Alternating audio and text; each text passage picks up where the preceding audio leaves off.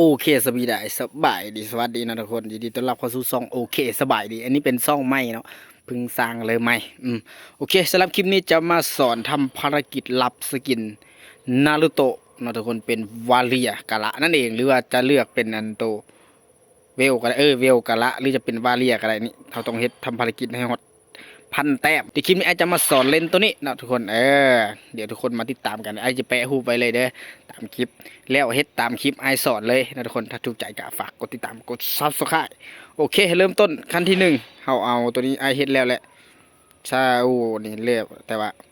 เราจะเอามาเฮ็ดให้เบิ่งไหมนะทุกคนให้จำตามนี้เลย1 2 3นี่โอเคตัวนี้คือสำหรับคนที่ยังไม่เคยเฮ็ดเนาะแล้วเขาก็ต่อไปเลยตัวนี้จะเป็นตัวหมาป่าของมันเนาะอุ้ยพิษ2ตัวนี้ถึกเนาะเล็บมันอุ้ย3ตัวนี้ถึกเนาะทุกคนตามรูปเลยตามที่รูปไอขึ้นเลยไปต่อทุกคนตัวที่ 3ก็1อยู่ในแอลนี่2โอ้อยู่นี่3นี่ถ้าคนบ่ฮู้หรือว่าคนไม่รู้อาจจะมั่วนิดนึงนะทุกคนคลิปกะตามความเรียบร้องว่ะให้ว่าภาษาลาวลองเบิ่งเดี๋ยวคลิปนี้ก็ว่าภาษาลาวโอเคจัดไปตัวที่4ว่ะเฮ้ยอุ้ยมันตัวเก่านี่ว่ะนึกว่าตัวที่4ไม่ใช่นะตัวนี้หมดตัวแตกแล้วเราต้องเลื่อนไปเนาะโอ้ยืนยันแล้วเลยโอ้มันยังบ่เปิดให้นะทุกคนตัวนี้มันเพิ่งเปิดให้แค่3อย่างนะทุกคนเพราะว่าไอ้มีเบิดเลยพวกนี่แต่ว่ามันยังบ่ทันปลดล็อกหรือว่ามันยังไม่ปลดล็อกนะทุกคนไปต่อยังไม่ได้นะยังอันไหนเนาะเนี่ยยังเยอะอยู่ยังไปต่อไม่ได้ตัวนี้ก็ได้แต่ประมาณนี้ก่อนมันต้องได้รอนะทุกคนมันต้องได้รอ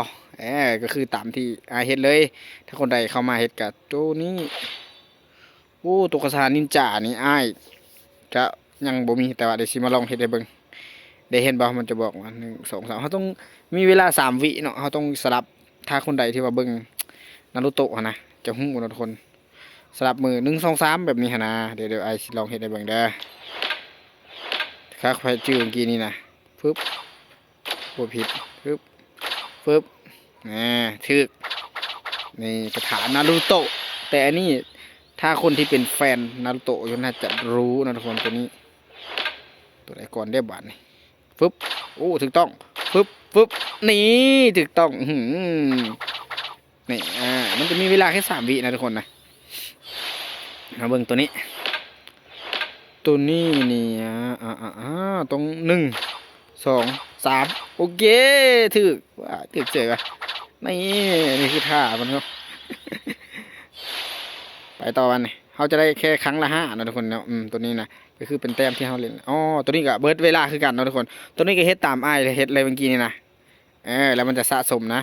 แต้มพวกนี้แหละนี่ให้มันขึ้นฮอตพันอยู่นี่เขาถึงจะสามารถรับสกินได้เนาะถ้าเป็นตัวนี้แหละดาวกระจายวะตัวนี้เล่นเป็นอยู่ตัวนี้เล่นเป็นก็ต้องดึกดาวกระจายใส่ขนไม้แล้วก็ใส่อันนี้ปึ๊บนี่ต้องดึกดาวกระจายทุกคน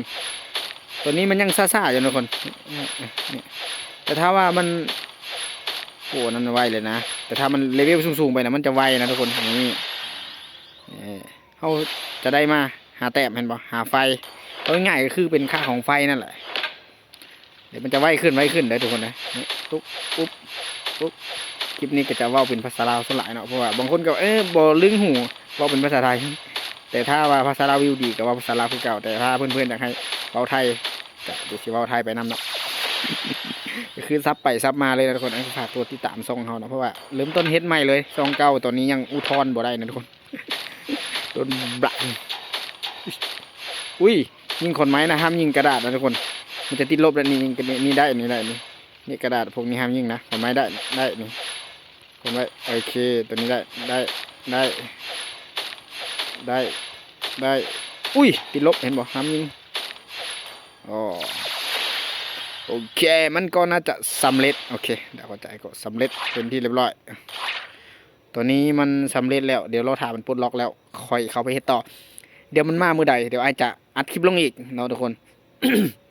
อย่าลืมเข้ามาติดตามซองของไอเดี๋ยวจะมาสอนทำภารกิจพวกนี้นะทุกคนเดี๋ยวไอสอนเฮ็ดเลยเนาะ อืมง่ายๆเลยตัวนี้ก็คือเป็นการเล่นทั่วไปนี่ก็คือเล่นแล้วก็รับชมนารูโตะอ๋อตัวนี้ก็ต้องเข้ามาดูชึ่งแค่กดนี้ก็ออกมาได้แล้วนะทุกคนกดเข้าแป๊บเดียวก็ได้ละตัวนี้ก็รับชมอีกปุ๊บเข้าไปเนี่ยเดี๋ยวเขาออกมากดรับง่ายนะทุกคนตัวนี้ก็ล็อกอินตัวนี้ก็เล่นโอเคเบิดนี่ก็คือเขาต้องเล่นขึ้นมาฮอตพี่นะทุกคนนี่เขาต้องฮอตพันนะเขาของอายมีแล้วตัวนี้แต่ยังของวาเรียมาใหม่นี่น่าจะได้จัดอยู่ตัวนี้เป็นของที่มันแจกฟรีนะเพื่อนอย่าลืมถ้าคลิปนี้ถูกใจกันอย่าลืมกดติดตามกด subscribe นะทุกคนตัวนี้ก็คือ2โอเคสบายดี